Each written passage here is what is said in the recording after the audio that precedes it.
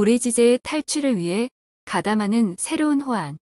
유당은 악이 나서 제 가슴을 탁 치고는 곧바로 덤벼들자 매횡도 손짓 발짓을 크게 하며 달려들어 싸움을 시작하자 오용이 다시 그들을 가로막으며 말리려 했지만 도리가 없었습니다. 유당은 박도를 비껴들고 허점을 노리고 매횡은 온갖 육설을 퍼부으며 박도를 휘두를 판인데 병졸들이 갑자기 한쪽을 가리키며 보정나리께서 오신다 하고 외칩니다. 유당이 몸을 돌려 병졸들이 가리키는 쪽을 보자 조개가 옷매무새도 제대로 차리지 못한 채 막 큰 길로 달려오면서 이 체면 없는 놈아, 썩 물러서거라. 라고 큰 소리로 외쳐댑니다. 오용이 그것을 보고 보정나리가 신이 오셔야 소동이 멎는구먼. 이라고 껄껄 웃으며 말합니다. 오용이 말하자 조개가 헐떡거리며 이 고약한 놈 같으니 어째서 여기서 칼부림이냐. 라고 유당에게 말하자 뇌횡이 그에게 말합니다. 대개 생질 녀석이 박도를 들고 쫓아와서 나더러 돈을 내라는 거요. 그래서 내가 너한테는 못 주겠다. 내가 보정에게 친히 돌려 드릴 테니 너는 참견 말라고 타일렀지요. 그러나 저놈은 덮어놓고 달려들어 나하고 50여 합이나 싸웠는데 마침 선생이 나오셔서 말리시기에 지금 이러고 있습니다. 그가 말하자 조개는 짐승 같은 놈. 하고 소리치며 유당을 크게 꾸짖으며 뇌횡에게 말합니다. 저는 전혀 몰랐습니다. 도둑께서는 제 낯을 보아서 모쪼록 돌아가 주십시오. 후에 댁으로 가서 사과를 올리도록 하겠습니다. 나도 저놈이 허튼 수작을 한다는 것을 모르지 않습니다. 그런데 제가 저놈의 수작을 고지 들을 리가 있겠습니까? 공연히 보정나리를 이렇게 나오시게 했습니다. 간단하게 작별 인사를 한 뇌횡은 곧 돌아갔고 오용이 조개에게 한마디 합니다. 보정나리가 신이 나오시지 않았다면 큰일 날 뻔했습니다. 대개의 생질은 과연 비범한 사람이군요. 소생이 울타리 안에서 한참을 보고 있었는데 박도를 잘 쓰기로 이름난 뇌횡도 피하기만 하더군요. 만약 몇 참만 더 싸웠다면 뇌횡은 틀림없이 죽고 말았을 겁니다. 그래서 소생이 급히 뛰어나가 가로막았습니다. 그런데 대개 생질을 전에 본 적이 없는데 어디서 왔습니까? 그렇지 않아도 제가 선생을 모시고 의논할 일이 있어서 막 사람을 보내려던 차에 이 사람이 보이지 않고 실렁에 올려놓았던 박도가 없어져 웬일인가 하고 있었습니다. 그때 목동 아이가 와서 웬 사람이 박도를 들고 곧바로 남쪽으로 달려간다고 하기에 급히 쫓아왔는데 다행히 선생이 계셔서 무사했습니다. 제가 선생과 조용히 상의할 일이 있으니 수고스럽겠지만 저의 집으로 가시지요. 조개가 청하는 말을 하자 오용은 서재로 돌아가 구리사슬을 방 안에 걸어놓고 주인에게 말했습니다. 학생들이 오거든 오늘은 내가 볼 일이 있어서 하루 쉰다고 말해주시오. 오용은 서재문을 닫고 열쇠를 잠근 다음 조개와 유당을 따라서 조가장으로 갔고 조개는 두 사람을 후원에 있는 조용한 방으로 안내한 후 주객이 자리를 나누어 앉습니다. 자리를 잡고 앉자마자 오용이 유당을 가리키며 도대체 이 사람이 누구며 조개와는 어떤 관계인지 묻자 조개가 준비하고 있었다는 듯 장황한 대답을 합니다. 이분은 강호의 호환인데 성은 유고 이름은 당이며 모양은 동주랍니다. 그런데 지금 큰 재물이 생길 일이 있다며 저를 찾아오던 길에 간밤에 술에 취하여 영정관에서 자다가 매횡에게 붙잡혔다고 합니다. 공교롭게도 매횡이 이분을 데리고 우리 집으로 왔길래 제가 생질이라고 거짓으로 말하여 요행이 그자들의 손에서 벗어날 수 있었습니다. 이분의 말에 따르면 대명부 양중서가 자기 장인인 채태사의 생신 선물로 금은보와 10만관어치를 준비하여 북경으로 보내는데 조만간 그들이 이 부근을 지나갈 것이라고 합니다. 그 물건들로 말한다면 불의 지제인 것이 확실하니 누구든 빼앗아도 무방하다는 것입니다. 이상한 것은 이분이 오신 것이 제 꿈과 꼭 들어맞는 것입니다. 제가 간밤에 북두칠성이 곧바로 제 집 용마루에 떨어지는 꿈을 꾸었는 바 그 북두칠성 한 끝에 따로 작은 별 하나가 달려있다가 순식간에 백광이 되어 버린다는 말이거든요. 그래서 나는 길성이 제 집에 떨어졌다는 것은 상서로운 일이 아닌가 생각했습니다. 그래서 제가 오늘 아침에 선생을 모셔다 의논하려고 했는데 이 일이 어떻다고 생각하십니까? 소생도 유형이 오신 것이 심상치 않아서 10중 8구는 진작에 갔습니다. 그 일로 본다면 대단히 훌륭하지만 사람이 많아도 안 되고 적어도 안 될 것 같습니다. 지금 댁에는 일꾼들이 많지만 그들은 한 사람도 쓸만한 사람이 없습니다. 그리고 지금 여기 있는 우리 세 사람만 가지고는 일을 성사시킬 수 없습니다. 보정날이나 유형의 솜씨가 아무리 뛰어나도 감당할 수 없고 반드시 손맞는 호환 7, 8명은 있어야 될 것 같고 그 이상은 더 많아도 소용이 없을 겁니다. 그러면 내가 꿈에 본 별의 수요대로란 말씀입니까? 형장의 꿈은 범상한 꿈이 아니니까 혹여 북쪽에서도 조력할 사람이 올지도 모르겠습니다. 오용은 한참 동안 생각하더니 벼랑간 눈썹을 치켜뜨며 무슨 궁리가 난 듯이 말합니다. 그렇지. 한 사람이 있었군. 선생께서 믿을 만한 호환이 있다면 곧 청해서 이를 성취하도록 하는 것이 좋을 것 같습니다.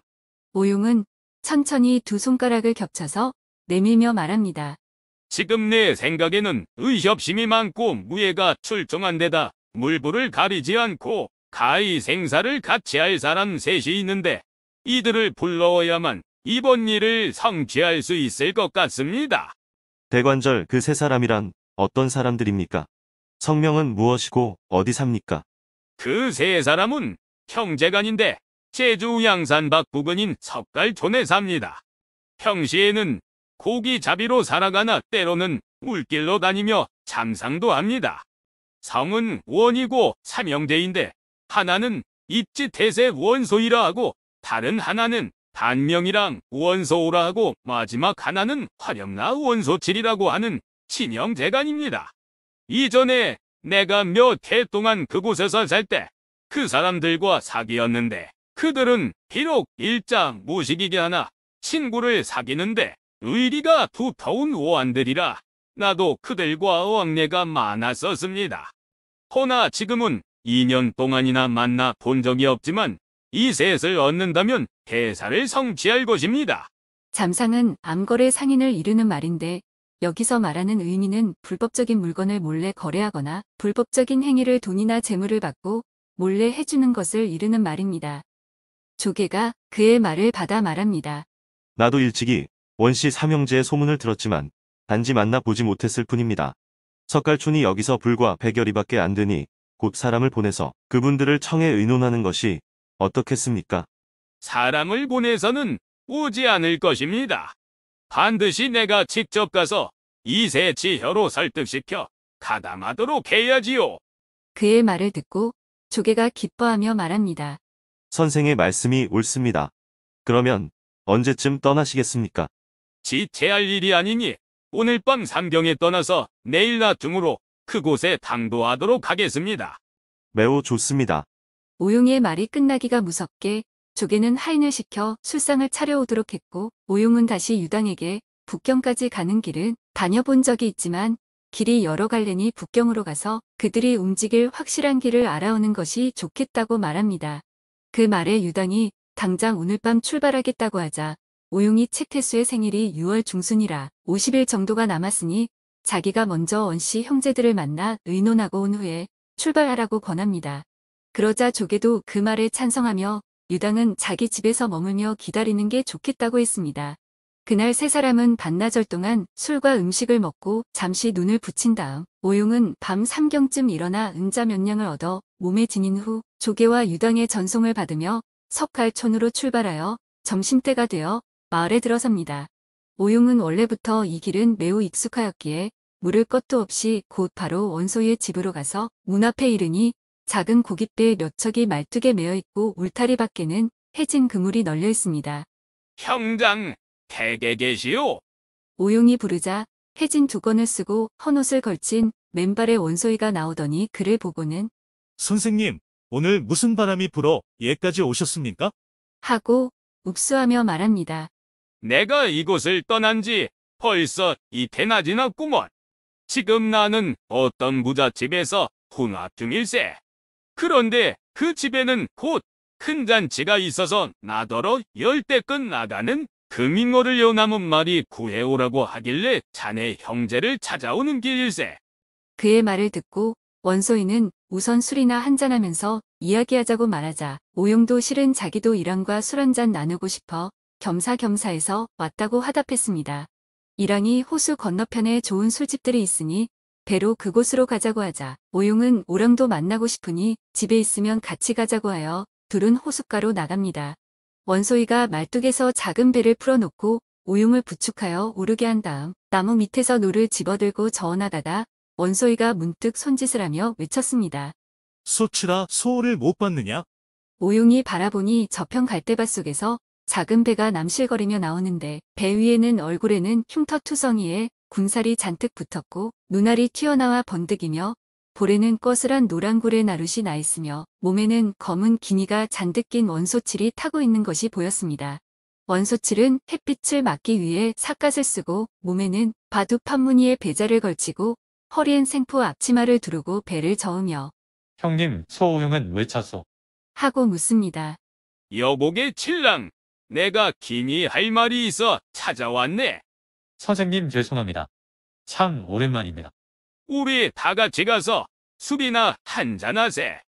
저도 늘 선생님과 한잔하려고 생각은 해왔지만 통 만나뵐 수가 있어야지요. 둘은 배를 높은 언덕 위에 보이는 7-8칸 되는 초가 쪽으로 나란히 저어가 어머니 수호는 집에 있어요? 하고 원소희가 묻자 어머니가 대답합니다. 집에 있는 게 다 뭐냐? 그놈 고기 잡을 생각은 않고 투전에만 빠져 조금 전에도 내 머리에서 비녀를 뽑아서 또 저작거리로 투전하러 가버렸다.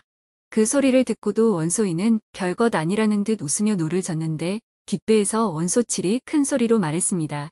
형님 도대체 왜 그런지 모르겠는데 노름만 하면 무조건 잃게 되니 정말 재수가 없는 것 같소. 소우 형님만 잃는 것이 아니라 나도 툴딱 날려버렸지 뭐요. 원소칠의 말을 듣고 있던 오용이 속으로 옳지. 내 꾀에 걸리기 마련이구나. 라고 생각합니다.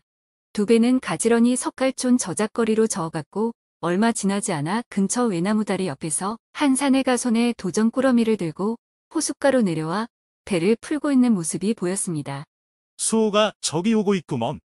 원소희가 하는 말을 듣고 오용이 바라보니 소우는 해진 두건을 삐딱하니 쓰고 해진 무명 적삼을 걸쳤으며 푸르스름하게 표범 문신을 한 가슴을 드러내놓고 있었습니다.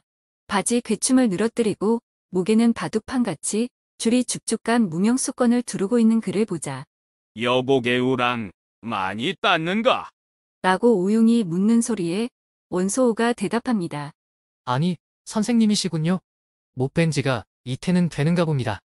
나는 저 다리에서 한참이나 누군가 하고 바라보고 있었습니다. 원소우가 대답하는 걸 들은 원소희가 또 말을 이어갑니다. 선생님을 모시고 내 집에 갔더니 어머니가 저작거리로 투전하러 갔다고 하시길래 지금 찾아오는 길이네. 우선 선생님을 모시고 수각으로 가서 술이나 한 잔 대접하세.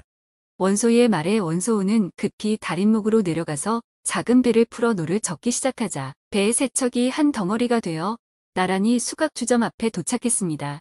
세척에 배를 저어 수정 아래 연꽃 늪속으로 들어가 배를 메어놓고 오용을 부축하여 무트로 올라 주점으로 들어가 수각 안에 붉은 칠을 한 식탁을 택해 의자에 앉았습니다. 선생님, 우리 삼형제가 예의범절을 모른다고 탓하지 마시고 상저에 앉으십시오. 라고 원소희가 말하자 오용이 천만에. 그래서야 되겠나? 하며 사양하자 원소칠이 말합니다. 형님이 주석에 앉고 선생님을 객석에 모시면 될 것 아니오. 우린 먼저 앉겠소. 신랑은 언제나 신선하거든.